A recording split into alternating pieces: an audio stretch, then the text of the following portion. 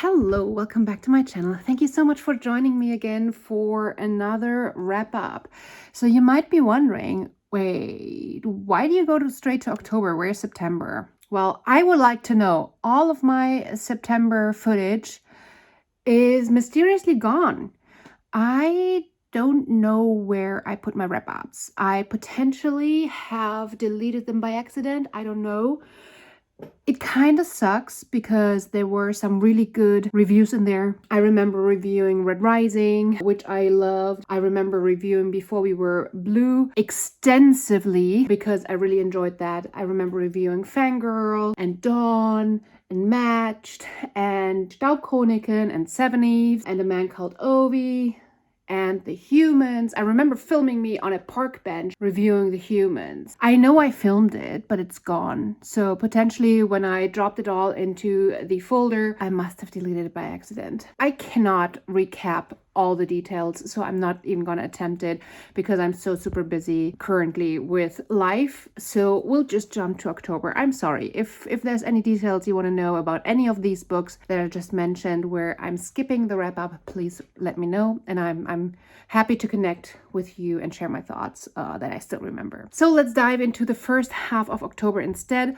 I'm going to split up my reviews again so that we have a more decent chunk-sized video. So here's my first 7 reviews of October in vlog style. Well, The Crawdads Sing by Delia Owens is a historical fiction about this young girl who is being left alone in the marshes of North Carolina after her mom left an abusive relationship and her brothers and sisters just leave this like 10-year-old girl alone with their abusive drunk father. And at one point the father, I think actually she's like 7 when everybody leaves aside from the dad, and when she's 10 the father all of a sudden doesn't come back either. So she gets by getting creative. She obviously does not get any formal education or anything, but there's a lot of things happening in her life, and we have a parallel timeline where there has been a murder a couple of years in the future and that is being investigated, and this all ties together at one point. I thoroughly enjoyed it. I ended up giving it 4 out of 5 stars. I think that objectively this is a 3 out of 5 stars, but that last star is always my enjoyment feeling star. So an objectively perfect book cannot get 5 stars unless I just got that feeling. In this case, I think that objectively it is a 3-star, but for some reason I just so enjoyed it and it's getting that extra like emotion star. Objectively, I had a couple of issues where this was not perfect and thus it's only a 3-star. I think that the learning curve that this little girl went on, especially when it comes to becoming educated in terms of becoming like higher education and or getting on that same level, the way that she learns reading and the time that she needs to learn all of these things, and it just jumps so quickly into the future. It's like a little bit unrealistic. And then there's a few things where I just felt like if she has learned all of these behaviors from biology and just observing nature, I would have expected her to approach relationships with boys a little bit differently, a little bit more animalistic, so to speak. Other than that, a lot of cute relationships in this. I was thoroughly invested. I can see how some people might not like how this turns out. I enjoyed it. I really truly did enjoy it a lot. Overall, the storytelling, I loved how Delia Owens describes nature, and like I got lost in the description of the marshes and all of these things, and that probably is, if you like the type of storytelling and that type of descriptive. I'm not very much into like too prose writing, but this level of descriptive writing just touched me, and yeah, I thoroughly enjoyed it. Next, I read Sisters of the Resistance, and I DNF'd this halfway through. I DNF'd it not because it wasn't good, but because I could not connect. I gave this several hours of reading, listening to the audiobook at the same time, and then rewinding because I fell asleep over this book like 6 or 7 times. I just can't connect to it. In theory, I should totally love this book. It's historical fiction. We're following strong women who are in Paris at the end of the Second World War, and we're following Catherine Dior's Paris spy network. So we have these strong women who are starting to become spies and pass on coded messages and all of that. And it sounded perfect for me. It was a Once Upon a Book Club box book of the month, and I usually enjoy them a lot. But I just am getting better at DNFing what I don't feel like reading, because it also means that I'm getting a little bit more aggressive about what's moving out. And I still have 400 books and I want to make a decision on most of them. If I truly want to read them, which means am I willing to make room in my van or ask my brother, my sister, my mom and dad if they want to store these books for me, or can they move out? And I think I'm just getting a little bit more aggressive with my time, because I want to spend my time just with books that I truly fully enjoy. Halfway through I could have pushed through, but it felt like it was becoming a chore, and I don't know why I didn't connect, because I think that objectively this is a really good book, but it wasn't for me. It's the same with If the Shoe Fits by Julie Murphy. This is a Cinderella retelling in a show, like TV show setting, with a plus size girl who's the Cinderella. She's a shoemaker, thus the shoe fits and the connection to the Cinderella shoe. And she's becoming a TV icon and a body positivity model. I didn't get past the first chapter because the writing style just didn't capture me completely. This is romance, so this is not for me to begin with. And I said that if it didn't completely grab me within the first chapter, that I want to read it. It is taking away time from a book that I really, really want to read and that I'm really feeling and loving. And so it didn't, so I'm DNFing it too. The Pacific Crest Trail Killer by Christian Piscula. I'm struggling with the rating between 3 and 4 stars. I believe that I'm probably going to end up giving it 4 stars because I thoroughly enjoyed myself. I think that overall this book really captivated me and I really enjoyed reading it a lot. There were a few things that I think objectively were not really good. And thus I would objectively probably give it 3 stars, but enjoyment-wise, it gets rounded up to 4 stars. So Pacific Crest Trail Killer is about a serial killer on the Pacific Crest Trail.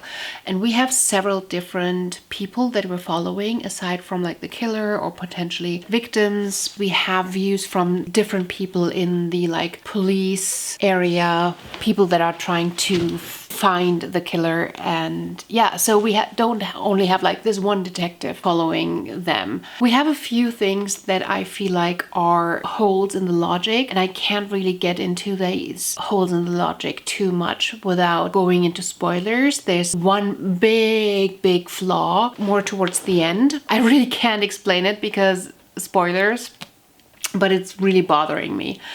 There's a few things in the beginning that are bothering me where I'm like, it does not seem like it makes sense. It doesn't seem like this is how somebody from the FBI would act or how they would contract somebody, or like there's just a few flawed things, but I could look past them. What I couldn't look past and what really bothered me was a few things around sexuality and how sexuality was used in this book, and how a few things just didn't make sense with how people would act on the trail in terms of sexuality. I'm not a prude. I don't mind sexuality, but it was just too much. And I know that the author was trying to make a point. The author is literally saying, and I don't believe that this is a spoiler, although it is from the acknowledgements at the end where it says, please only read it a couple of days after you finish the book. But I think that this exact point isn't necessarily a spoiler. He's trying to make the point that for some reason, and it's concerning behavior in our culture, that we are less concerned with violence in media than we are with sexuality, and that some of the test readers, out of all the test readers, only one person was concerned with the violence in this book, but several people were concerned with the sexuality. And I'm one of these people. But listen, it's not because I'm a prude. It's not because I think, ooh, nipple is worse than ooh, gun. But I'm reading a thriller, and I only want to read romance or sexuality if it helps the plot, if it helps the story. I don't need to understand the the private sex life of a secondary character that I only hear about in a few storylines, but then I have a couple of pages just describing their private sex life and their private love life and how their relationship is working and how that is impacting their mood coming to work, while the mood coming to work is not furthering the plot whatsoever. And I think this level of detail going into describing over pages like more extreme sexual habits, which I'm fine with, but I didn't pick up this book to read that. Am I bothered by very bloody descriptions of a killer? Yes. If it is not part of the story and it's not bringing it together, don't write it either. But yes, I'm more bothered with the sexuality in this book than with the violence because it's very random, it's over the top, and it's just mentioned in a lot of places where I'm like, you didn't have to. There's no need. It doesn't add to the story whatsoever. So yeah, no, it totally bothered me because it was just annoyingly there. And then a couple of these plot holes where I'm like, that doesn't make sense. Just put it down to 3. Overall, the conclusion, how it's solved, most of it was really done well. The writing style overall was done well. It captivated me. And I got lost in this book mostly, except for some of the sex scenes.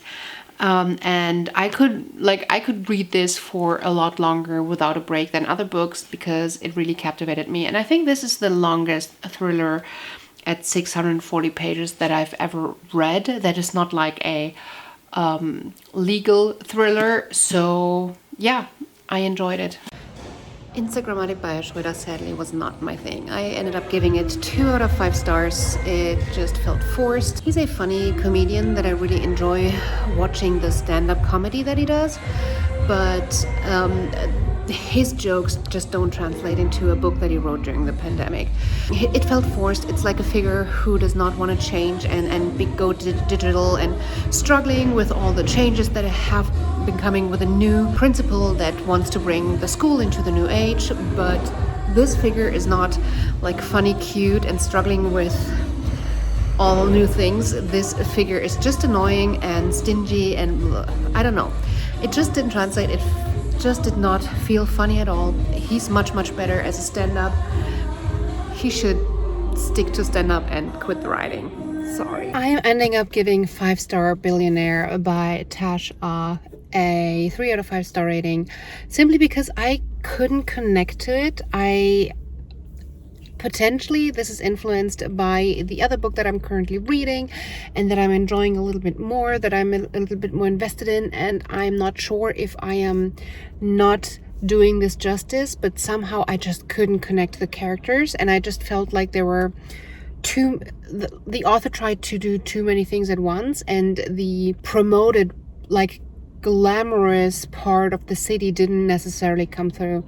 I feel like out of the 4 storylines, he could have easily reduced it to 2. And this seems like 2 different books pushed into one. There's this one relationship between 2 people that are loosely connected. And I feel like they could have taken that out and it would still have been a good story, and I might have enjoyed it a little bit more.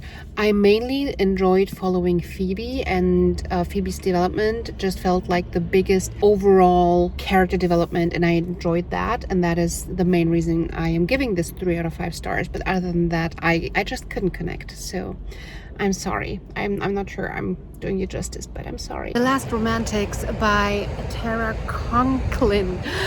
Sadly, this was not for me. It's a family saga, a family drama where the father dies and the mother pretty much checks out, so the siblings have to rely on themselves.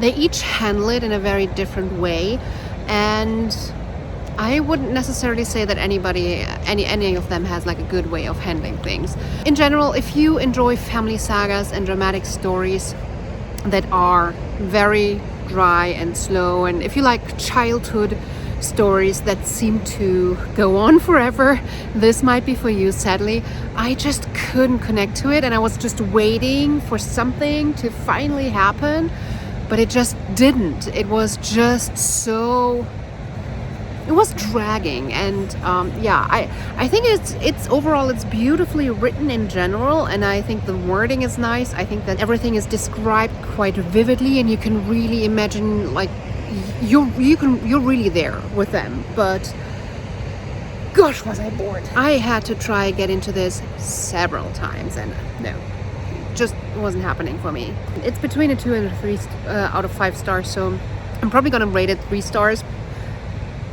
Probably, but it's between a 2 and a 3. Foulest Fair by Hannah Kerken. This is a tough one for me. Foulest Fair is a feminist Macbeth retelling, which is something that I should love, but sadly I just couldn't connect to it. So the back says, in the morning I put on makeup, go to the salon. An old lady gives me new nails, looks at the bruises on my neck and the scratches across my face. Doesn't say anything.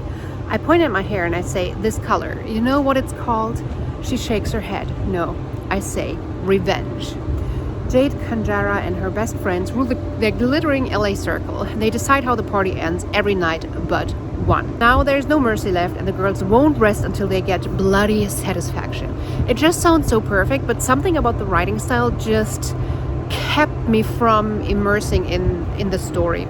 And I don't know, it just felt a little bit more like I was reading a witchy, like it was combined the witches from Macbeth and the creepy, spooky Spooktober kind of feeling with a bloody, murderous, raging feminist who just wants to kill all the boys. And I would just want to know, like, how many times are they talking about, I'm gonna kill them all, I'm gonna kill them, he's gonna die first. And it's a little bit too much and over the top, and it's just missing the underlying intenseness and the psychological depth that I love about Macbeth, and that a lot of people seem to miss, at least they did in school. I just love Macbeth, but I just can't get myself to love this, even though I really want to.